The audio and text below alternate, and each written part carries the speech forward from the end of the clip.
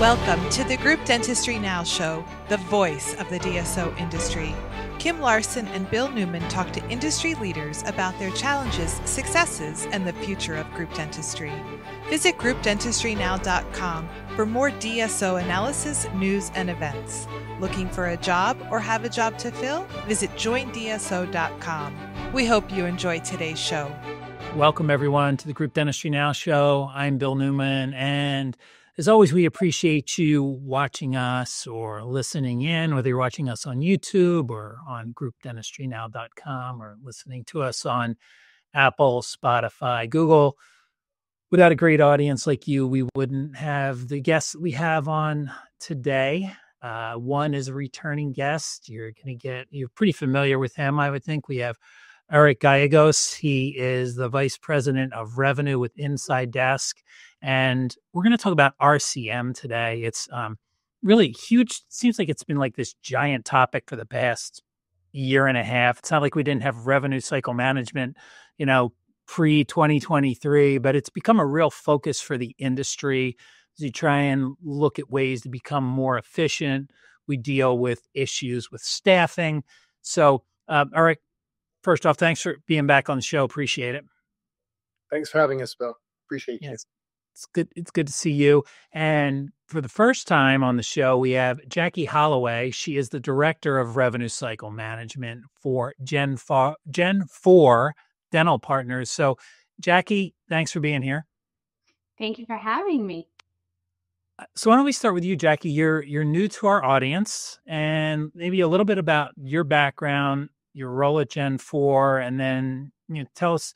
We've done a bunch of articles on Gen4 on Group Dentistry Now, but maybe for the folks that don't know much about the organization, just give us a little bit of an idea of what the model's like and number of locations, things like that. Sure. So I'll start with myself. I've been in dental for over 20 years now. Done clinical, office management, operations, everything pretty much. For the past 11 years now has been my focus on operations and revenue cycle management. With Gen4, I came on board about a year ago. We have over 100 locations and just constantly growing. We have the doctor partner model. So our doctors do have buy-in with the organization and they do have a say. So they are not forced to come to a centralized team. Obviously, I would prefer it because it means my team is growing, but we do still partner and support them. Thanks, Jackie. Eric, for the two people in the audience that maybe don't know who you are, a little bit about your background and also a little bit of background on InsideDesk. Yeah, I'm the VP of Revenue for InsideDesk. We're a revenue cycle platform. We really focus on post-submission, right? So really claims management, denial management, follow-up, and analytics. And, the big focus that we're really trying to achieve is our clients reduce administrative costs, right? Collect dollars faster, and really reduce the problem with aged AR, specifically 90-day claims. It's a big issue with DSOs. And by using automation, AI, and a bunch of different tools, we're really able to help groups like Gen4 collect dollars a lot faster. Thanks, Eric. So as we kind of get into things here, I'll let Jackie kind of kick things off. Discuss some of the challenges that you're having, especially when it comes to manual payer calls. Maybe we'll focus on that in the beginning. Yeah. As I would say probably since 2020 with the pandemic and everyone kind of going remote, the hold times for insurances has just considerably grown. I myself, I've, stepped in and helped out and I've sat on hold for 2 hours, just trying to get a representative on the phone and, trying to make sure that you're touching all of your claims, touching them timely. And, the hold times alone is killing our teams. So you have to find ways around it. And what we've done is back in, I think it was September, we partnered with Eric, and we've been partners prior. We've used their services, but they released an AI tool to help us alleviate some of those hold times, so that way we could get our claims worked faster, and not have our team tied up on the phone, being on hold, and multitasking, right? That's what we all do, is what we, as revenue cycle managers, we figure out ways around it. So you're sitting on hold, you start working on something else, and by the time the person answers, you forget who you were calling on, or as soon as they answer, the call gets disconnected, and then you start the cycle all over again. It can be frustrating and very time consuming for sure. Would you mind maybe painting the picture a little bit about just how you were handling things? You talked about being on hold for, hours potentially. So what did that all look like? Like what did a day look like for you and your team if you were long holds? I mean, were you able to multitask? Like what were you doing? Yeah, absolutely. The team, they would sit on hold waiting to talk to a peer, to get a representative if it was something that they could not gather from either a fax back, something on the portal. So while they were doing that, our team also, gets the payments in the system.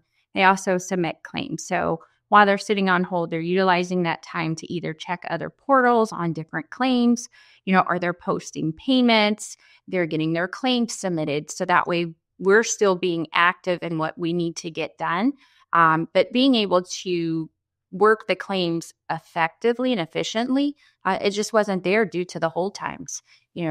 If you had a way to magically get that to go away, you could go from working 10 claims a day to potentially, 100 plus claims a day on one account. So our team did the best they could, obviously managing their time, but there wasn't enough hours in the day to get through, more than 10 phone calls a day due to the hold times. Wow. Okay. Yeah. So super inefficient. So Eric, I mean, does this scenario, I mean, is this relatively common? You work with a lot of group practices, merging groups. You work with some more established DSOs like Gen4. I mean, what are you seeing with some of the customers that you talk to? Yeah, I mean, it's unfortunately it's up until recently, right? It's the way business was done, right?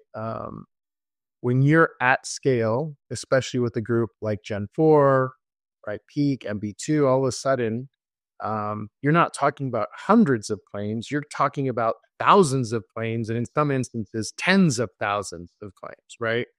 Um, and as I mentioned earlier, one of the things that we're finding is DSOs on board with us is that their 90-day claims, about 30% of their claims live in that bucket. That's a ton of dollars, right? And so what ends up happening is as they're scaling, the only way to get ahead of that is to hire more people. They're not typically trained very well, right? And what I mean by that is they're coming from a different area or function, and they're having to learn, right, who to call, what questions to ask.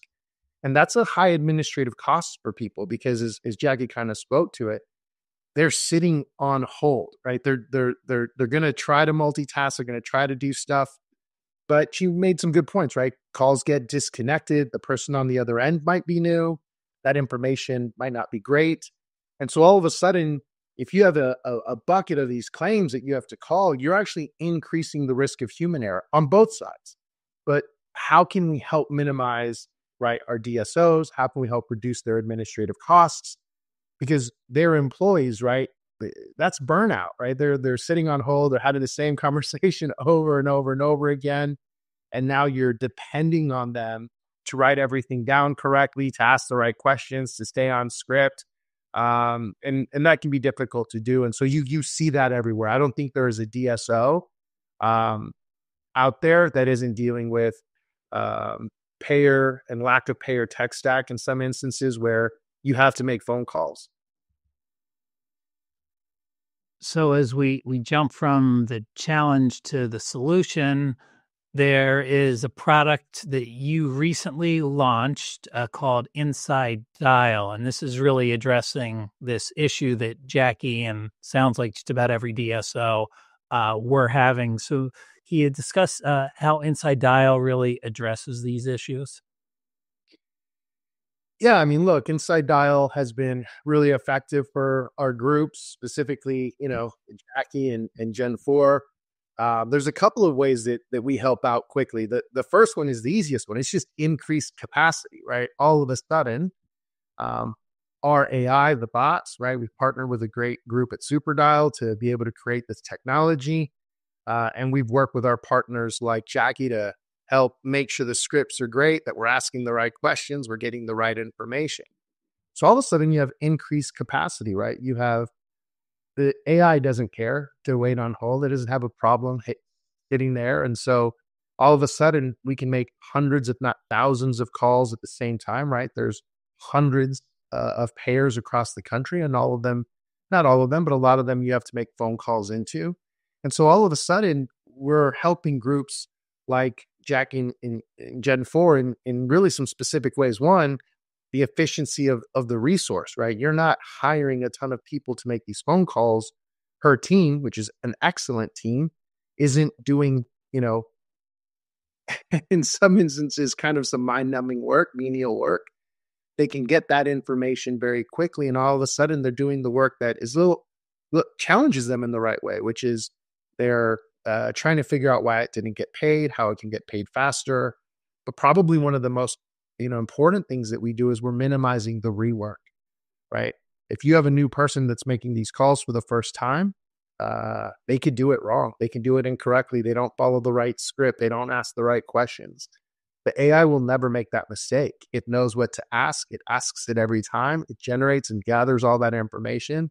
And we give that right back to groups like Gen4 and Jackie's team, who can take that information and use it effectively and quickly. Eric, with InsideDial, I mean, are there some features that it has? I mean, I know there's some common concerns that people have when it comes to using AI. Can you talk a little bit about InsideDial and maybe some of those concerns? Look, I think when we launched InsideDial, it was naive to think that everybody would just jump on board and go, "Oh, this is the greatest thing." I think the first conversation I had with Jackie, she said to me, "You cannot do this. This cannot be done." One of the great things about using AI or using us to do this work for our clients is that there's a log, right? When you hire a person to do this work, you're hoping that they do it. You hope that they have enough time. You hope that they make time. And if it's a tough payer, you hope that they're still going to prioritize it over easier work for them to do. But the analytics and the reporting that we can provide groups like Gen4 is really something they've never been able to do before. We can tell Jackie exactly how many claims they have 90-day plus. We can break that down by payer. We can actually tell them on average over the last 6 months, how many claims tend to roll into 60 days, tend to roll into 90 days, tend to roll into 180 days. And all of a sudden, you tend to find who are your problem payers. Now, that doesn't necessarily mean that the payer isn't paying on time. A lot of times, some of these payers don't have portals. Portals aren't easy to use. And so by default, the user has to make the phone call. Jackie made 2 great points earlier, but when COVID happened, the phone lines lit up, right? That's a ton of hold time.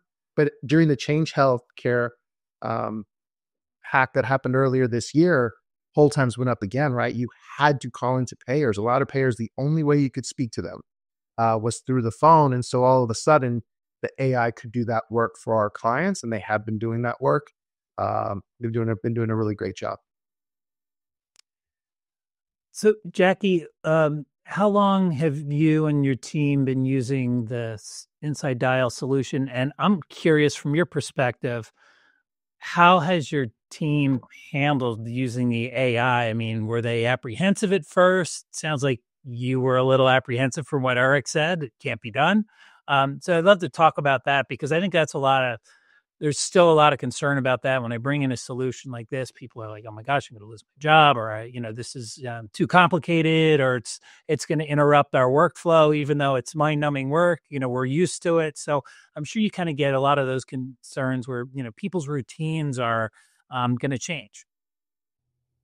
Yeah. So as Eric mentioned, I will admit I was very skeptical. Our very first conversation, we started talking about payers that I know are consistently giving pushback with third parties. And, even myself, I have called on some claims, for our California office. And, I have a California area code on my cell phone. So I was like, well, I'm in the break room. So, I don't want to tie up the phone lines. And so I got them to talk to me. But I was very skeptical. We started in September. We started with a small number of claims. We started with just a little over 600, just so that I could test it, see what it's like, what we're getting back. My team as well, they were skeptical. Is this going to work? Are we going to get the information that we need? So once I started getting the data back from the claims in September on those first ones, I didn't waste any time. I took the feedback from my team. I was giving it to Eric. We were discussing it. We were getting the results that we needed. And so, the very next month, I believe I dropped like 5,000 plus dials to have done. And so we had those calls done. And we were able to actually get claims work to the finish line. And so our team being able to have the information from the insurance of either the claims not on file, additional information, primary EOB needed, whatever it was, we was getting that right back from InsideDial, and it helped us reduce our AR by over $700,000 in just a short period of time. We have added more offices recently. And I can say, within 2 weeks, we've reduced our over 60 claim count by over 1,300, just using these resources. And, normally in a 2-week period, I wouldn't see a reduction that high because my team's just not able to touch that many claims because they are doing full cycle. They're posting payment, sending claims, trying to work that AR. But when they're having the information given to them as if they had the EOB, they're able to get that claim to the finish line. So you shared a lot of examples there, some data. Any thoughts on time saved? And then I would also the manual work. Do you have any? Do you have some data points on this yet? Have you been monitoring that? I can say it has saved probably a month's worth of work for my team, if not more. And that would be if they were just sitting at their desk working nothing but AR, calling on claims. It has really freed up the team from having to be tied to that phone line and being able to get that done. The work with that InsideDial has done with the 600. If my team is doing that, 10 claims a day, obviously it's going to take them a while to get through those 600. And I believe that InsideDial had it done within 2 days. And how does the team feel about this solution? The team's actually enjoying it. At first, just like myself, we were all skeptical and how is this going to work? We have partnered with Eric, with anything that's new. You have to work through, any kind of bumps that you may have and making sure the scripting is right. And so Eric's been phenomenal with that, working through taking our feedback. And so my team's all on board. I've got team members that, their software does not sync with InsideDesk. And, every time I meet with Eric, I'm like, hey, where's this at on your list? Are you going to start offering it? Because my team members want the service. Eric, how about implementation for things like this? Do you have any best practice solutions? You've got whether they're a new existing customer of InsideDesk or maybe somebody that is new to InsideDesk. As you bring on AI, do you have any just thoughts on implementing AI? Yeah, I think AI is almost, Jackie said, they're almost like an employee, right? You're kind of, the proof is in the pudding, right? You have to test the AI to make sure that it can do the things that you said. So one of the things that we do with almost all our clients is we like to do a small test with them. It might be 100 dials. It might be 200 dials. As I mentioned, one of the benefits of it is the consistent data capture, but we can show you in reporting, hey, here are all the dials we made. Here's all the dials that were completed. Here are the responses. here's the information that you need. And it doesn't take very long for someone like Jackie or one of her employees who've done this job for a long time to validate that data and say, wow, this works really quickly. So it's not one of those things from a best practice standpoint. We're like, oh, you have 5,000 dials and let's run it up. We really believe in showing you that this is something that we can do. And so we always do a small little test. Almost every group, they'll do 100 or 200. Then their next order is 600 or 1,000. And almost inevitably that third order is a pretty sizable chunk because they have a lot of backed up AR. And as Jackie pointed out, each group's a little bit different. Some people just manage AR. Gen4 is a little bit different. They submit, they post, they do everything, right? And so something like this really generates a lot of value for them very, very, very quickly. And so the best practice is really be patient, right? Validate it. Don't just assume it's going to work. Let us prove to you that it's going to work. We're here to partner with you. We want to listen to your advice, right? Things that we can do better. We're always working with our groups to make sure that the AI is providing as much value as we possibly can. So we're always iterating on it. We start to wrap things up here, looking at some final thoughts that you have. How do you see, Eric, InsideDesk continuing to make a difference in RCM? It just seems like it's for the industry, and maybe the dental industry has been lagging behind in RCM, but it seems like we're getting caught up as an industry and we're catching up quickly. So maybe talk a little bit about what you see as the future of RCM and specifically how InsideDial can contribute to that future. Yeah, look, it's unbelievable the amount of strides that dental tech has made in the last really 3 to 4 years, right? You're seeing a ton of great AI from Pearl, right? AirPay, right? Pre-submission, post-submission, right? A bunch of different ways to use AI submission. We're doing it here in claim management. Some of the things that we're doing is doing dials like this. And so what ends up happening is when you start generating data from everywhere, right? At first you're providing data. Hey, look, here's data. Here's things that you can see. And then we're providing automation. And then all of a sudden we're able to say, hey, look, here's what you should be doing. And then as we start doing analysis, we're like, hey, these are all the things that you're doing incorrectly, and here's how to do it right. And so you're seeing the evolution of the data set be able to really help groups like Gen4 not just automate tasks, but all of a sudden do predictive modeling in terms of things that they can do at the claim level, payer code level, in terms of how we can maximize some of the opportunities that are out there. If you ask me what my dream is, what the future is, my dream is that payers take advantage of the technology, right? Today, they are also dependent on humans. They're dependent on that data being incorrect. And you're starting to see payers like Edna who are doing AI chats and things of that nature, right? They're dipping their toes into some of this technology. But if you're in this place where you can, as a payer, take advantage of this tech, you're reducing administrative costs on your side. I think that's something that everybody wants to do. But all of a sudden, if you have AI speaking to AI, then those call banks can run 24/7. And I think that helps everybody ultimately, right? The data is being exchanged back and forth more cleanly. There's less error. And all of a sudden on both sides, both the payer side and the DSO side, administrative costs are going down.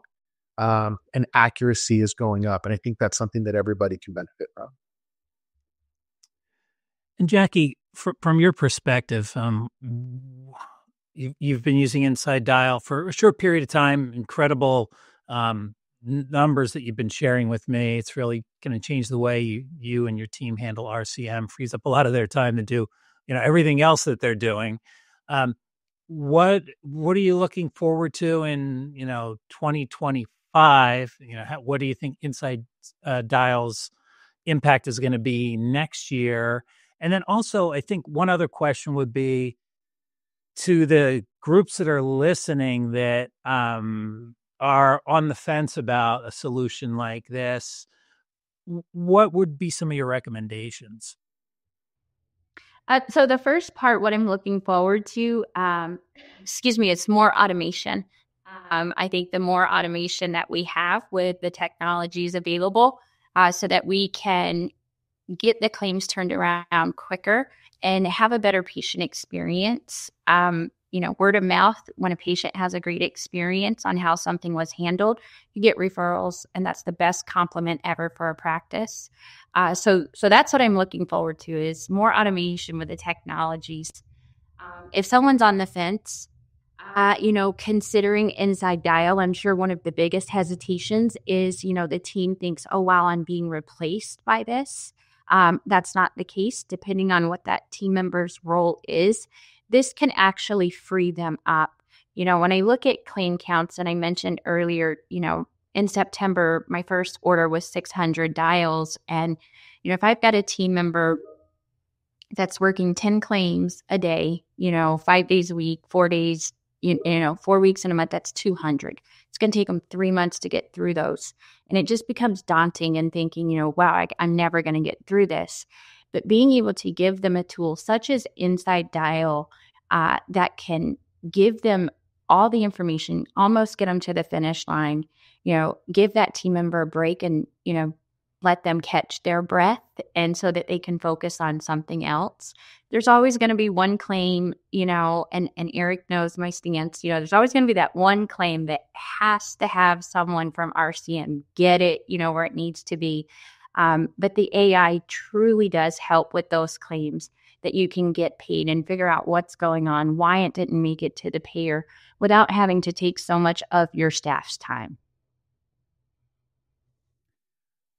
So as we're again wrapping things up here, Eric, what would you say would be the best way for people to what's the first step here? This sounds great. Is there a demo? How do they reach out to you? What would you say would be the first logical step to find out more about InsideDesk and InsideDial? Yeah, as always, you can go to our website, right? InsideDesk.com. We actually have on the website, you can actually listen to a call. It's not the full call because those calls aren't that exciting, but it's cool to listen to a sample and a piece of the call so that you can hear what it's like. Schedule a demo with us. Whitney Ehrlichman and Andrew McMath are absolutely the best. Always great at listening to our clients, what our prospects and everybody else in between, and listening to their needs and how we can support them. And if we can't, we'll point you in the best direction for you guys. But InsideDial is a really unbelievable new tool. I'm glad we have something like it here in the dental industry now. There's a lot of cool things that we can do with it in the future. But right now, our big focus is helping our DSOs kind of reduce that 90-day AR that for a lot of them is really backed up. Thanks, Eric. And you and your team, you work with a lot of group practices and DSOs. You will be at the ADSO next level coming up really soon, so you can look for the InsideDesk team there. And Jackie, if there's anyone out there that wants to reach out to you or find out more about the InsideDial solution from your perspective, or maybe they want to find out more about Gen4, what's the best way to get in touch with you? They can reach out to me. I'm on LinkedIn. That's probably going to be the easiest way to connect with me. On here is Jackie Holloway, listed as, the director. Or if they have questions and they want to have a connection, I'm more than happy to share my email, if that's okay on our podcast here. Or if you want me to give that to you on the side anytime. But my email address is jholloway@gen4dental.com. More than happy to ask questions. Even myself as a director, if I'm looking at new products, I ask for referrals as well. And I've recently went through that. And so if I can help someone out there, and answer some questions, put them at ease, more than happy to do that.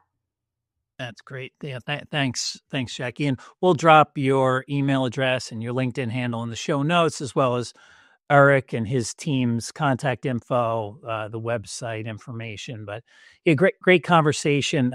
Really appreciate it. I think that we're going to hear more and more about solutions like InsideDial and really how they're changing workflow, making things more efficient, freeing up time. It's exciting times in the dental industry. I think one of the big challenges is there's so much technology out there. As somebody that's looking for solutions, it's almost overwhelming. So conversations like this, and having people like you, Jackie, really talk about, the solution and how it's affected you, your team, and your group. It's invaluable. So we really do appreciate your time and feedback. All right, Gallegos, InsideDesk, and Jackie Holloway, Gen4. Really appreciate you both being here. And and thank you everybody for watching us. Until next time, this is the Group Dentistry Now show, and I'm Bill Newman. The Group Dentistry Now show has listeners across North and South America, Europe, Asia, and Australia. If you like our show, subscribe today, and please tell your colleagues about us.